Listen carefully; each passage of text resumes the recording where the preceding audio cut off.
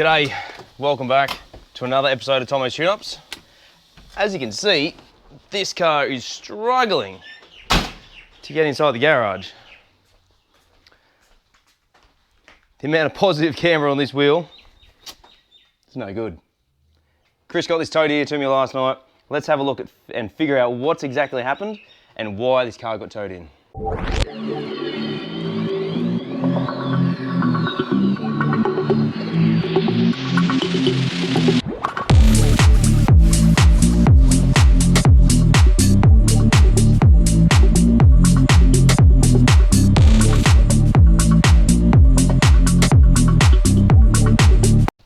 Welcome back, folks. Welcome to another episode of Tomo's Tune-Ups. On this episode, like I said, we are working back on Chris's car. He has his own personal mechanic, aka myself, Tomo. So we are going to be looking at his Mk3 Mini.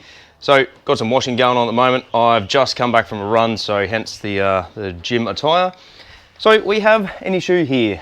Can anyone spot what it is? Good work. Thanks for finding the problem. This nut should not be loose. The nut has come out completely. The drive shaft has removed itself and pushed itself in. The washer and the split pin had also come out. Oh no, sorry, the split pin had actually stayed in there. Everything else had come off. So he was complaining of his issue. No, it was not a complaint. His issue was that he was grinding, heard a bit of a grinding type noise that when your brake pads get low, they make that sort of squealing sort of sound. It slowly started getting worse and worse to the point where he started losing brakes. And then after that, he said it was almost to a point where he couldn't drive the car. So let's jack it up, have a look and see what's actually going on here, and then get this thing rectified. Always use a level ground, a low profile jack if possible, and a set of decent jack stands. Fun fact, I've actually had these jack stands since before I was an apprentice. That's how long they go back. I think they're 1 ton each, and I actually started practicing how to weld on these. Don't know why I thought that was a good idea, but I did. Probably because I didn't have any metal at the time.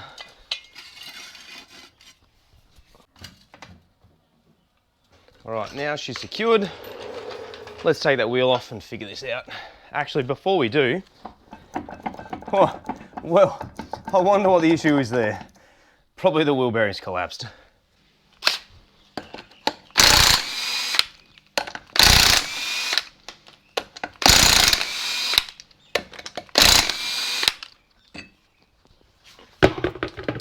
Okay, so we've got a bit of an issue.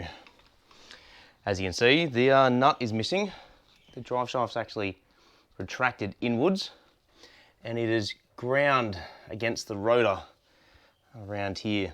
So what's actually happened is the bearings collapsed. It's created too much movement. It's then ground along the inside of the caliper. Let's grab a torch from over here. Here we go, that'll do. Come back and let's have a bit closer look and figure out what exactly has happened here. Yeah, wow. Quite an amount of issue. Brake pads are still okay. The rotor's definitely seen better days. We might measure that and see what's, see if it's able to be machined. Oh, sorry, there we go. Yeah, so the inside has definitely seen better days. That wheel bearing though is my biggest concern. That it's likely collapsed and we're gonna have to replace it. Not entirely sure why that's happened. Actually, you know why it would have happened. Let me explain it to you. Now, on a previous episode, we went to Catalina Raceway. We were up till 10 to 4 Sunday morning on that day, putting his car together and putting Grace's engine back in. You'll see it on another episode if you haven't already. We put the engine in, apprentice Kev came around, helped us out, and we just kept powering along. Chris had this funny knocking sound going on in his car. Essentially what we found was the nut that holds the inner drive shaft, just trying to think how to word this, where the gearbox has the 2 flanges that come out of it for the uni joints, that nut had come loose. It had come loose because there was no circlip in there, split pin, which is entirely my fault when I built the engine. Not sure what I was thinking, but I didn't put the split pin in. Split pin through a castellated nut like this prevents it coming undone. Because there was nothing in there to stop it coming undone, the nut came undone, got wedged inside the uni joint. It was then creating a vibrating and rattling noise, had a pretty big oil leak, so forth and so on. So what we did was we pulled the unis out, we repaired it, put it back in, sent it, it was on its way. Now, what's actually happened here is I would say that Chris has, let me just see if I can find the keys. Sorry, see if I can open the door. Where's his unlock button? That's how much I don't know British Minis. I can't get into the damn thing. Okay, here we go. Okay, so just here in his little tray of parts, we have the split pin. This split pin is not suffice to be able to go inside here. As you can see, the head of that goes straight through. Okay, so yeah, what Chris has done here was, and this is entirely my fault, because I hadn't given him the tools or equipment to be able to know which split pin to put in there. Generally, when you take these split pins out, just over your shoulder in the bin, see you later, get yourself a new one. It needs to be the right size, because if not, this exact thing can happen. Now, Chris is probably pretty lucky that this only happened now and not on the Rolston or further issues down the track. Essentially what's happened here is I haven't taught him how to refit this properly. I've just said, use a new split pin, put it in, bend it over, and away you go. Him not realizing that you need to have one that's actually bigger than it, because at the top it's actually mushroomed. As it goes in, the mushroom holds it at the top of the shaft. It is then bent over and then bent around, or cut the other tab, or whatever it may be, and then she's all set. Super, super important that you put a new split pin every time. If you need to reuse it, you can. Just be aware that this may happen. So because that nut's now come off, it's created excessive movement in the wheel bearing. That in turn has led to excessive friction. Friction then created heat. Heat then heated up the brake pads, which then led to him losing brakes down the track. So this has snowballed way more than what we'd thought. We're gonna have to pull this apart, look at the bearing, see what it's like, most likely replace it, and machine that rotor, if not, get a new one. Let's get straight into it. All right, so we've now got that out. Drive shaft looks decent, there's no wear on that. There is wear on the hub. That's only cosmetic, as you can see just here. Get the torch on there.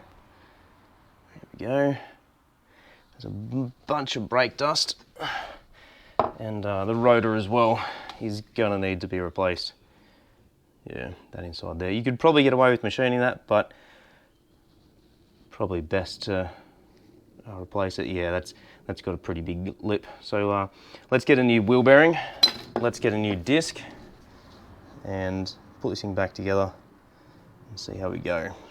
First thing we need to do is remove the inner and outer wheel bearing seals.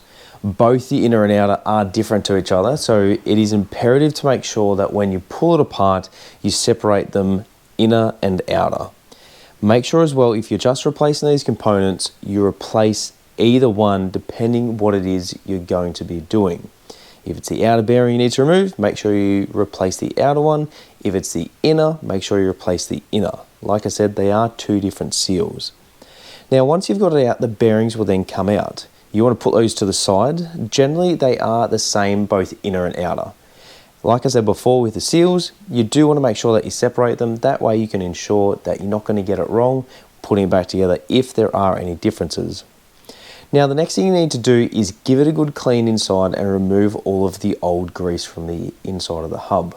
The next thing you need to do is clean the inside of it, and once it's clean, there are a couple little notches cut out on the inside which will enable you to remove the inner race of the bearing. Now, this inner race does need to be replaced when you do a bearing replacement. They generally come with each of the bearings, and it is important to make sure that you use the ones supplied. You can reuse older ones, but as the bearings wear, so do the races. You want to put a punch down on either side of it and give it a couple of taps once you've secured it inside a vise. You do want to make sure though that you fit it to a vise and give it a good couple of taps with a hammer using a punch. That way it'll push it out. Once you've removed one, set that to the side, whether it be inside or out, and then flip it over and do the other side. Once you've removed both of the inner races, you then want to give it a good clean. Once it's clean, you then want to do the reassembly process. So install the inner races and then continue on. Now you can install the inner races a couple of different ways. One of the best ways I find is to use the old outer race and ensure that you apply pressure evenly all the way around the outside. So as you can see here, I am fitting the inner race facing the way it needs to. I'm then putting the old race on top and using a hammer just to work around in a bit of a circle to be able to push it down. This can be done using a hammer, or you could use a press. The one thing you do need to be careful of here is once you push it in, if you push the old race in too far, it will get stuck. It can be a little bit difficult to remove, but you can generally remove it using a punch and a couple of taps around the corners. Now, once you've installed the inner races, you then want to re-grease the bearings. You can do this by hand, or you can use a bearing packing tool. The bearing packing tool is a really easy way to do it, but if you like a bit of satisfaction working it in by hand, you can see me do it on a previous video I did earlier on, and this is a really satisfying way to be able to do it. Put each bearing in one by one, put the seal in. Once the seal is in, refit the spacer in between, put a little bit extra grease in there to ensure that there's suffice grease in there. Now the next thing you need to do is make sure there's enough grease inside there, that way when you fit the new bearings, you have sufficient grease inside the hub. You want to fit one bearing first, and then the seal, push it in until it's flat with the lip, flip it over, fit the other bearing, and refit the new seal on the other side, making sure it's flat as well. That spacer in between will realign once you wiggle the drive shaft through, and then you're set to go. Alright, so because the old disc was chewed out, we've got a new one. What Kev's doing now is just swapping over the surface of it, so the front of the hub that goes along here. He just made a good point that the old one was finger tight, or as we like to call it, FT. So we're going to swap that over, then we can start the reassembly process. Essentially, we just want to make sure that the drive shaft is nice and clean before we put it all back together. We need to ensure that we obviously take the nut and the tapered cone off. We slide it all on, make sure everything lines up. Once it's on, put the tapered cone on, put the nut on, do the top and bottom ball joint, put the caliper on, the tire end. We're going to use a torque wrench on everything. We're going to also go and double check the driver side of the car to make sure everything's fine. So long as everything's good, we will lower it back down and go for a drive around the block. So first thing I'm going to do there is just give that shaft a bit of a clean, make sure she's all good. Can't take you anywhere, Kev. Alright, so then that'll slide through there like that. We put on the top and bottom ball joint nuts. While we're there, we might actually grease the ball joints because they didn't have a lot of grease in them. Put that around the wrong way, Kev. Oh, shit. Wow, look at this. Apprentice can't even fit it correctly. Crikey. Can't take this bloke anywhere. Take two. That on. Pull the shaft through. Use the tapered washer, followed by the nut. So Chris refit the split pin, but he didn't push it all the way through. He just pushed it halfway through because the taper at the top had squashed.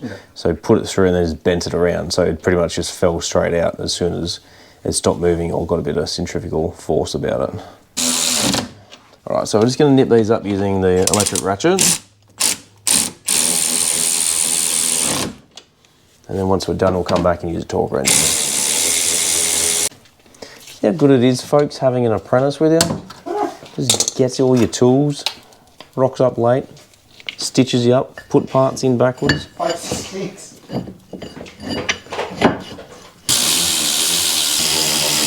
We're going to use a rattle gun on the socket to do up this nut.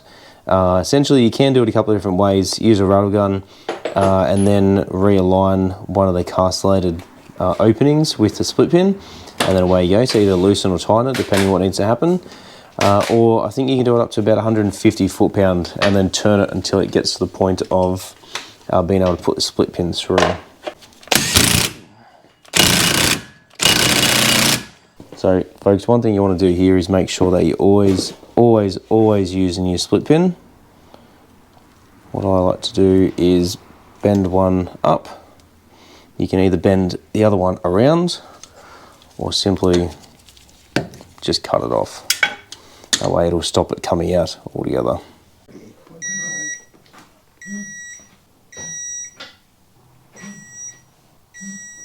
Alright, last thing left to do is to fit the wheel, then we can go for a road test. So that's essentially on fixing Chris's car. Really glad it turned out to be something really small. I really feel that this is something that I really should have checked over and taken accountability for. Extreme ownership is something that, you know, I'd really try and practice as best I can. As I've said in previous videos, I do offer a lifetime warranty on all my work and stuff that I do. This is something that I really should have checked because I could have prevented this. This could have been significantly worse. So, you know, for a couple $100, I figured, well, you know, Chris isn't just a mate, he's also a customer, and it's probably due diligence for me to be able to cover the cost of this. So, hope you guys enjoyed the episode. I've just gone and put my foot on the brake. Everything seems to be okay. We're going to go for a road test, make sure it's fine. If it's not, we'll probably come back and do some adjustments or even do a brake fluid flush, see how it goes. But I'm pretty confident to say it should be fine how it is. Make sure as well that when you put your wheel nuts on, you lower it down and then go ahead and use a torque wrench to torque them up to 42 foot-pounds from memory. If I get it wrong, I'll put it in the description below. But thank you very much for watching. We do have Apprentice Kev here. We got more stuff coming up in the year. Hope you enjoyed the episode. Catch it on the next episode of Tomo's Tune-Ups.